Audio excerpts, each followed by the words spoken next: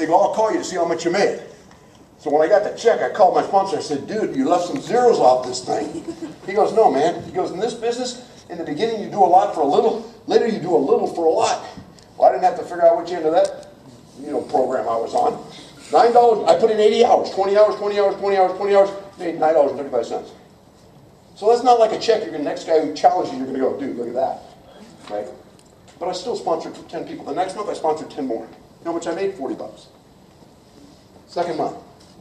You know, because my attitude was strong enough that nobody said to me, how much you making? They never asked me because they assumed I was killing it. And my answer is always the same one you should give. You wouldn't believe it.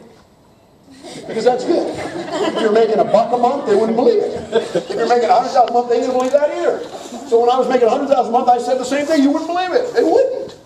Right? And when I made $9, they said, how much you make? I said, you wouldn't believe it. They go, really? I go, yeah, and then hang up, But I made $40. How did I sponsor those people? Because I believed. It wasn't because of the car I drove.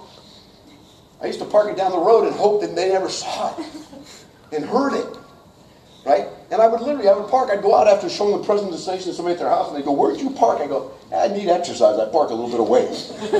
I remember going out one night. I showed this guy who was making a lot of money, really wealthy guy. Had a couple Mercedes parked in his drive, big house.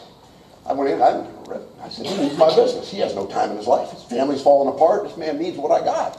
I went in and showed him my business, came out, and my car was way down the street. And he came out, I know, just to see what I was driving, to see if I really was successful in his mind, right? So it was unbelievable. There was a beautiful Porsche parked out in front of his house. I just prayed to God it wasn't his. So I just kind of leaned against it like this. I go, hey, it's been really good being here tonight. I said, I really enjoyed getting a chance to show you this business. And I'm still leaning on this thing going, when are you going back in the house, dude? Because I got to get out of here. Right? And I literally am leaning on this porch like this. And he goes, man, nice car. I go, well, it sure is. He didn't ask me if it was mine, so I didn't lie, Jesus. But anyway, I'm leaning on the thing like this, right? Seriously. And so he kind of goes, okay, well, you take care. I said, yeah, you too. I'm still leaning on the thing. As soon as I got out, I just sprinted down the street, got my Volkswagen, and got the heck out of there. I was just hoping it wasn't there the next morning because he would have been looking for me dead or something by the car. But you know what? It was just it was belief. And so in 2 months, I sponsored 20 people.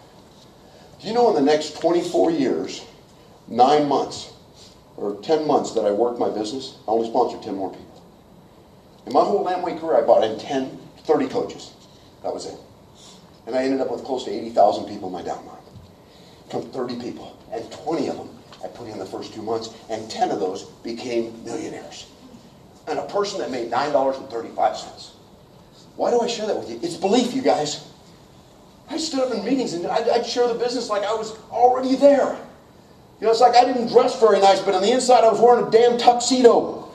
And my attitude was just going in, man. I just knew where I was going.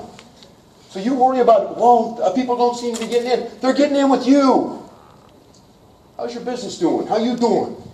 That's what we got to ask ourselves. So it's belief in your business. It's a belief in you. You know what? I look at coaches, really coaches. Look at Harbaugh. He takes over the 49ers. Last year they were terrible. What made the difference? Same players pretty much. The coach. The coach. My son's best friend played for me at University of San Diego. And he was a defensive back playing for Harbaugh when he was there before he went to Stanford. And he was a captain of the team. He said he was the greatest coach he ever played for. He goes, he was a hard-nosed, but that man loved us, cared about us, believed in himself, and we won, and we won, and we won. Same players, different coach. What kind of coach are you? If you're going to build this business, then build it, and be that person, and believe in it. And get someone in your life that can mentor you, someone that you can say, you know, if you're here today, what I would do if I were you, I don't care how long you've been in the business, I would find somebody upline from you, and I don't care how far up you got to go, I'm going to find somebody, and here's the permission I would give them. Tell me what to do, and I'll do it. Tell me what to do. I don't care what it is, and I will do it. Because you know they want you to succeed. They're going to give you the best information. You know what wisdom is? It's gaining from other people's failures. If Kate's my mentor, and she says, Craig, let me tell you some of the mistakes I've made. I go, thank you, Kate. I don't have to make them because I trust you. You know, we're not going to be coaches that, oh, listen, I won't tell them all the mistakes I made. I'll let them wander like Moses for 40 years and suffer. And you're going to get the best information.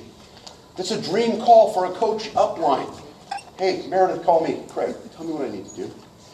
I'm committed to growing. I'm committed to changing my life. I will do what you say. Because you want me to make it. You want me to succeed. That's a mentor, you guys. We all need it. We need them in a spiritual sense, maybe from a relationship sense, in a marriage. We need it from a business perspective. We all need someone to follow. Proverbs, there's wisdom in the counsel of many. Right? Where are our counselors? This business offers that. That's part of our team. That's part of what you get. We don't get that anywhere. When I owned my construction company, when I finally got my California license to be a contractor, all the contractors in California didn't throw a party and invite me over and give me the plans to the houses they had bid and say, here, Craig, have this one. They all competed against me. They didn't want me to make it. No, it's like owning a restaurant. The guy opens the one next door. You want him to succeed? Heck no. You want him to fail? Heck yes. Because you need the business. So when he comes over and says, Troy, hey, I noticed you got a really successful restaurant. I'm opening one. Can you help me? Yeah, what are you, stupid? No, I'm not helping you. I'm not giving you any information because I need to succeed and I want you to fail. Our business is so different. The only way he's going to succeed is helping him succeed. It's the only way he's going to do it. Right? So get busy doing it. And the only way he's going to succeed is by asking him, tell me what I need to do. And I'll do it. It's belief, you guys. It's belief. It's like I heard this motivational speaker once talking. He talked about this guy who was going to tightrope across the Grand Canyon, right?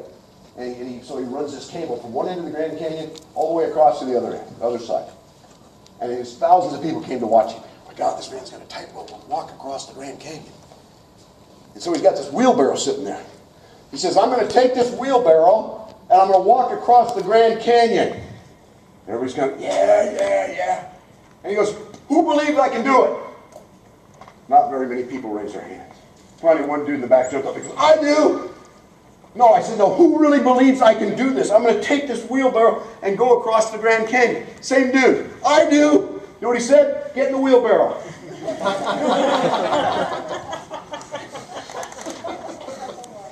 Whoa! Yeah. I don't really believe you can. No, I mean, seriously. What are we saying to him? You know, hey, you want it? Okay? I'm going to do this. You want to do it, Art? Get in the wheelbarrow. You want to believe? Get in the wheelbarrow. Because I'm going. So how many people will get in your wheelbarrow? How you doing? How many people are going to get in your wheelbarrow? Because they believe so much that I'm going and I will finish. Some of you don't believe you're going to finish. I'm sorry, today, right now, some of you are still questioning, I wonder if this is going to work for me. Is it really going to, am I really the type of person to build this business? I don't know what type that is. See, I said the other day, what type of person, I don't think I'm the type to build. I go, what type builds it? We got people from every walk of life, every background, dysfunctional, messed up lives, good people that have been in jail. I don't know. But the thing I love about the business, nobody ever says where you've been. They just want to know where you're going.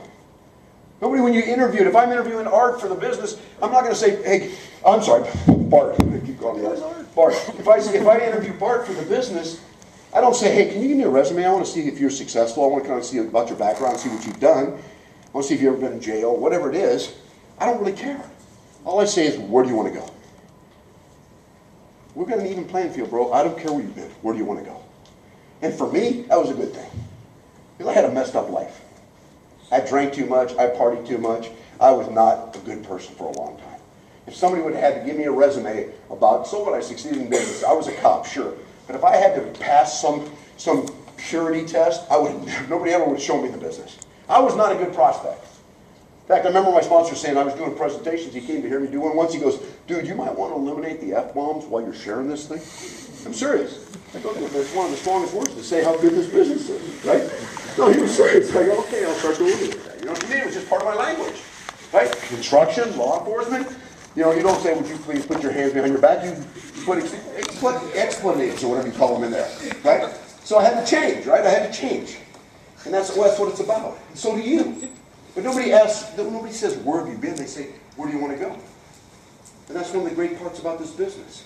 But some of you got to believe. You don't believe. You're sitting here and you go, I don't really. You know, are you going to finish? You got started. You know, passion doesn't ever show itself on the starting line. Isn't that true? How many of you have done P90X? Okay? Oh, I'm going to do it. I'm going to do it. First time, Tony Horton. You know, how many of you get sick of hearing that guy? I mute him out because he drives me crazy.